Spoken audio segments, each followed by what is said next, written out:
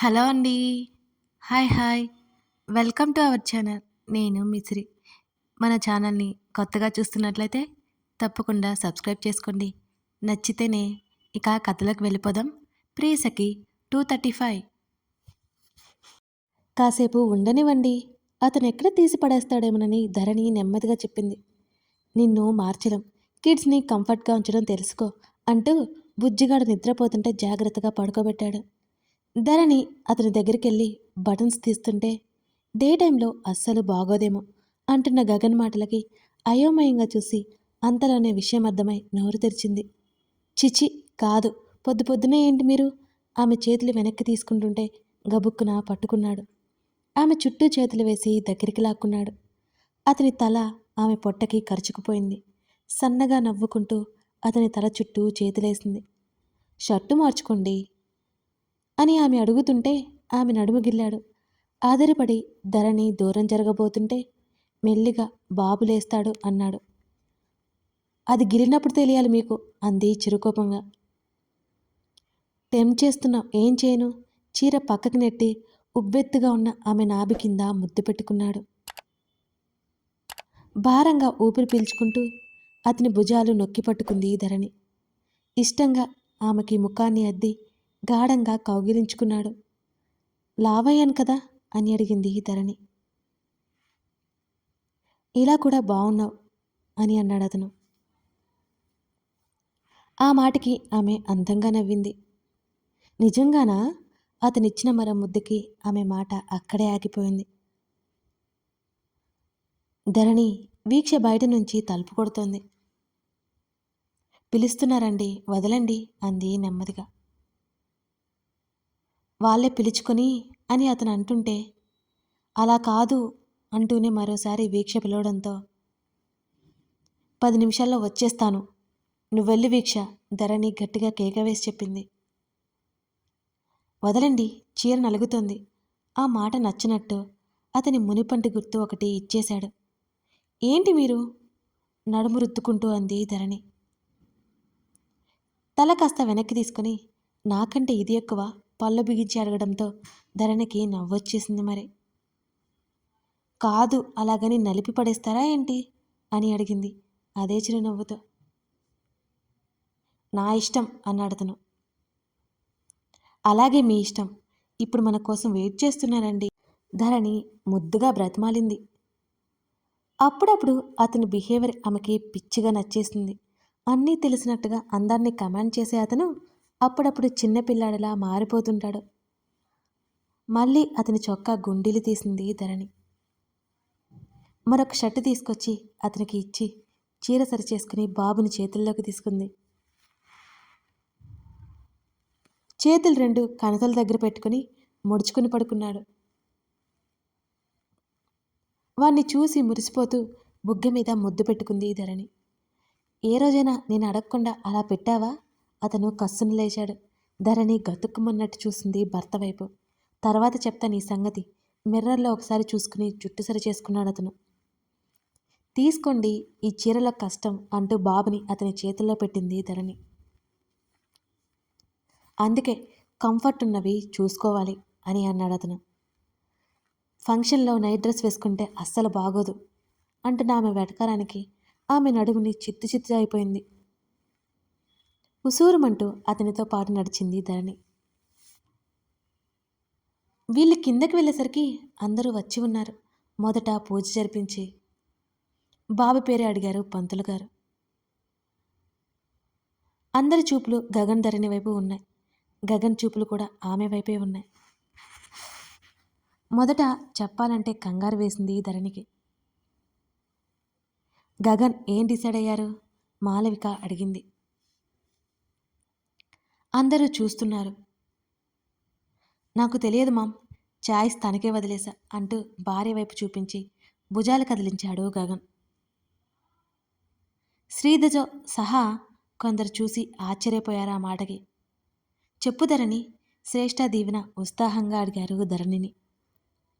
మహిర్, ధరణి నెమ్మదిగా తన భర్త వైపు చూస్తూ చెప్పింది. నాట్ బ్యాడ్ అంటూ ఆ పేరు ఫిక్స్ అయ్యేలా తను మరోసారి చెప్పాడు మహిర్ అంటూ. గగన్ బియ్యంలో రాసి కొడుకు చెవిలో ఆ పేరును వేశాడు. తర్వాత ధరణి అలా ఒక్కొక్కరుగా అందరూ అయిన వాళ్ళంతా బుడ్డోడి చెవిలో వాడి పేరు ఊదేశారు.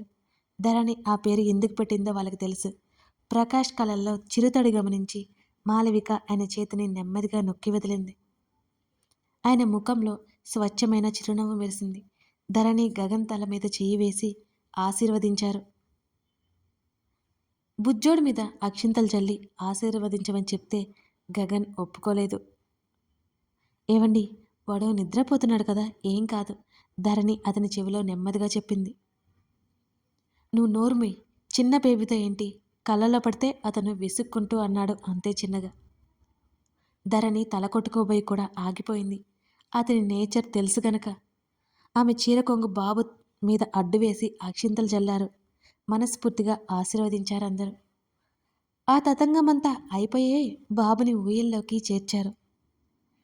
గెస్ట్స్ గిఫ్ట్ అందించి భోజనానికి వెళ్ళిపోయారు కొందరు. మన అల్లరి బ్యాచ్ మాత్రం అక్కడే ఉంది. ఏంటి సృజన్? తననే చూస్తున్న సృజన్ని అడిగింది ధరణి. పేరు బాగుంది ధరు అన్నాడు చెమ్మగిలిన కళ్ళతో. అమ్మ పేరు వచ్చేలా పెట్టాలి అనిపించింది. కాస్త దూరంలో ఉన్న బాబుని చూస్తూ అంది ధరణి. బయట సత్యనారాయణ తన మనవడి గురించి గొప్పలు పోతుంటే ప్రకాష్ చిన్నగా నవ్వుకున్నాడు. ధరణిని ఇంత దాన్ని చేసిన వాళ్ళకి వాళ్ళెప్పుడూ రుణపడి ఉంటారు. అసలు తన రక్తమే కాదని తెలిస్తే ధరణి కోరిక ప్రకారం వాళ్ళకి ఎప్పటికీ తెలియకూడదు అనుకున్నాడు ప్రకాష్. సాయంత్రానికి అంతా బంధువులతో నిండుగా ఉన్న ఇల్లు విశాలంగా మారిపోయింది. బుజ్జిగాడితో పాటు పడుకున్న ధరణి నిద్రలేచేసరికి తమ కాళ్ళకి కాస్త పక్కన కూర్చుని ల్యాప్టాప్ ఒడిలో పెట్టుకుని కనిపించాడు గగన్. ఆవలిస్తూ లేచి కూర్చుంది ధరణి. బాబును ఒకసారి చూసి వాడి చుట్టూ దిండులు పెట్టి లేచి వచ్చి గగన్ పక్కన కూర్చుంది. ఏవండి అంటూ అతని భుజం మీద తలవాల్చింది. పనిలో ఉన్నారా అని అడిగింది. చదువుకున్నావుగా చూడు అనడంతో కళ్ళు తిప్పి అతని ముందున్న ల్యాప్టాప్ చూసింది. అతడేదో మూవీ చూస్తున్నాడు. ధరణి మూతి తిప్పింది. మీతో ఒక విషయం చెప్పాలి అంది ధరణి. చెప్పు అని అడిగాడు అతను. చాలా ముఖ్యమైన విషయం అంది ధరణి. అవునా, అలాంటివి చెప్పవే నువ్వు. వీడియో పాస్ చేసి ల్యాప్టాప్ పక్కన పెట్టి ఆమె వైపు చూశాడు. ఆమె మూతి నిజంగానే వంకరపోయింది అతని మాటలకి. ఏదో ఒకటి అనుకుంటా ఊరుకోరే నన్ను మీరు అంది చిరుకోపంగా. అతను గడ్డం తడుముకుంటూ నువ్వు నాతో చెప్పిన యూజ్ అయ్యే విషయం ఒక్కటి చెప్పు అంటూ కళ్ళు ఎగరేశాడు. చాలానే ఉన్నాయి, మీకే గుర్తులేదు అంది ధరణి. నాకైతే ఉంది కదా, చెప్పు. ఇప్పుడు అవి కాదండి మ్యాటర్. ఏమీ లేవనే కదా అంటూ భుజాలు కదిలించాడు అతను. దీవెనతో మాట్లాడాను. అతను ఆమెను చూస్తున్నాడు. వాళ్ళ మధ్య జరిగిన సంభాషణ మొత్తం అతనికి వివరించింది ధరణి. దీవెనకి వినయ్ అంటే ఇష్టమేమోనని నాకు భయం వేసింది. కాదు అని తెలిసాక రిలాక్స్ అయ్యాను. అలా జరిగి ఉంటే దీవెన ఎంత బాధపడి ఉండేదో అని ధరణి చెబుతుంటే, కాదని తెలిసింది కదా, ఇంకెందుకు టెన్షన్ అని అడిగాడు. లేదు, మీతో చెప్పాలనిపించింది. డోంట్ వర్రీ, తను నీలా కాదు అంటూ ముందుకు వంగి ఆమె భుజం మీద తలవాల్చాడు.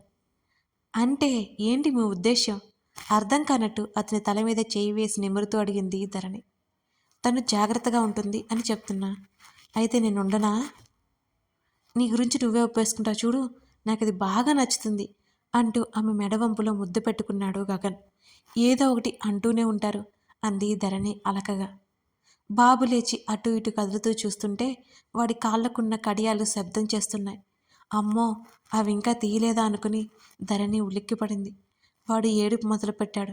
గగన్ వాడు పక్కకి వెళ్ళి చేతుల్లోకి తీసుకున్నాడు. కాళ్ళు విదిలిస్తూ ఏడుస్తూనే ఉన్నాడు. ధరణి గబగబా వచ్చి వాడి కాళ్ళకున్న కడియాలు తీసిపెట్టింది. కాళ్ళు చేతులు ఆడించి ఆడించి కాసేపు సైలెంట్ అయిపోయాడు. దీనివల్ల కాదు, ధరణి టక్కున అంది. అప్పటికే అతని వాటి చూపులు తాకుతున్నాయి. మరి బాబును భుజం మీద వేసుకుని సాయంత్రం ఎండ కోసం గగన్ బయటకు తీసుకొచ్చాడు. చూపులతోనే చంపేస్తాడు అని అనుకుంటూ ధరణి కొనుక్కుంటూ వెళ్ళింది అతని వెనక. మరో 4 రోజుల తర్వాత దీవెన స్టేట్స్ వెళ్ళిపోతున్నందుకు అందరినీ ఇంటికి డిన్నర్కి పిలిచింది. తను అప్పుడే అందరితో కలిసి ఉండేది. ఆ తర్వాత ఎప్పటికొస్తుందో ఏమో. గగన్ వర్క్ ఉందని వెళ్ళలేదు. దీవెన హట్ అయితే ఎయిర్పోర్ట్కి వస్తానని చెప్పాడు. ధరణి బాబుని తీసుకుని వెళ్ళింది. గగన్ పిక్ చేసుకుంటానని చెప్పాడు. చేతన్, వీక్ష, ధరణి, దీవెన, అటు మాల్విక, ప్రకాష్, వీక్ష, చేతన్ తల్లిదండ్రులు కూడా ఉన్నారు. అందరూ కలిసి భోజనాలు చేసుకుని పెద్దవాళ్ళు మీటింగ్ పెడితే మిగతా వాళ్ళందరూ రూమ్లో కూర్చున్నారు. మీ ముగ్గురులో నేను ఒక్కనే అయిపోయాను. మా అన్నయ్య ఉంటే బాగుండేది. చేతన్ నిట్టూర్చాడు. ఓవరాక్షన్ ఆపుతావా అంది వీక్ష. బాబుని గుండెల మీద పడుకోబెట్టుకుని వెనక్కి వాలి పరుపడుకుని ఉన్నాడు చేతన్. మిగతా ముగ్గురు బెడ్ మీద సెటిల్ అయిపోయారు. వీక్ష వల్ల తల పెట్టుకుని పడుకుంది దీవెన. కాదు కాదు, ఇదిగో వీడు నాకు తోడు ఉన్నాడు, బుజ్జి హిట్లర్ వీడు అంటుంటే నవ్వుతూ చూస్తోంది ధరణి. ఇప్పుడిప్పుడే నీడలు కనిపెడుతున్నవాడు కళ్ళు తెరిచి చూస్తున్నాడు. వదినా, చేతన్ పిలిచాడు. చెప్పు చేతన్. వీడికి తోడుగా నేనొకడిని కనేస్తా అంటుంటే దీవెన గట్టిగా నవ్వింది. కనాల్సింది మా అక్క అనుకుంటా అని నవ్వు ఆపుకుంటూ అంది దీవెన. దీవెన తల మీద ఒక్కటిచ్చింది వీక్ష. నోరు మూసుకేవే అని కసిరింది. కుట్టేస్తా నీ నోరు అన్నాడు చేతన్ కూడా. కుడుదులే గాని నేను రిటర్న్ వచ్చేసరికి నా కోసం పిల్ల ఉంచండి ముసిముసిగా నవ్వుతూ అంది దీవెన. ఏడియట్ అని కసిరింది వీక్ష. ఒకరికొకరు సరదాగా మాట్లాడుకుంటూ ఉంటే ధరణికి చిన్నప్పటి నుంచి వాళ్ళ మధ్య పెరిగితే బాగుండు అనిపించింది. తలుపు తెరిచిన శబ్దం రావడంతో తల ఎత్తి చూశారు. గగన్ వచ్చాడు. వెళ్దామా అంటూ ధరణిని చూశాడు. ఇప్పుడే కదా వచ్చింది, కూర్చోవచ్చుగా అంది దీవెన.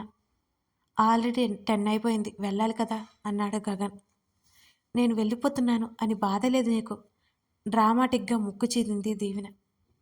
నువ్వు వెళ్తున్నందుకు కూర్చొని ఎడవాలా ఏంటి అంటూ చేతన్ పక్కన మోచేయి ఆనించి వాల్నెట్టు పడుకున్నాడు గగన్. భోజనం చేశారా అని అడిగింది ధరణి. తీసుకురావడానికి సిద్ధమై దిగబోతుంటే ఎప్పుడో చేశాను కూర్చో అన్నాడు గగన్. ఇంకా మేలుకొని ఉన్న కొడుకుని చూసి వీణ్ణి కూడా మీలా తయారు చేస్తున్నారా అని అడిగాడు. ఇదిగో ఈ దెయ్యాల మాటల వల్ల నిద్రపోవట్లేదు అన్నయ్య అని చేతన్ని చూసి, మేము దెయ్యమైతే నువ్వు గోష్టివి అంది దీవెన. మేము కాదు, నువ్వైతే రాక్షసివి అన్నాడు చేతన్. ధరణి వైపు చూసి కళ్ళు ఎగరేశాడు గగన్. ఆమె ఆలోచిస్తుండడం చూసి ఏమీ లేదన్నట్టు తల అడ్డంగా ఊపి చిన్నగా నవ్వింది. అంతమందిలోనూ తన ముఖంలో మారిన భావాలను ఎట్టే కనిపెట్టేస్తాడు అతను. తీసుకో అన్నయ్య. నోనో, నేను ఫ్రెష్ అవ్వలేదు, ఉంచు అన్నాడు బాబుని చూస్తూ. ఎలా వేగుతున్నావు ధరణి? దీవెన అల్లరిగా నవ్వింది. పిల్ల పిచ్చుక, పిలకలు కట్ చేస్తా అన్నాడు గగన్ సీరియస్గా.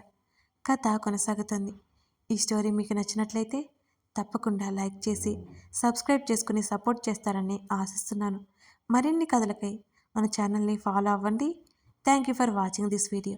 మరో ఎపిసోడ్తో మళ్ళీ కలుద్దాం.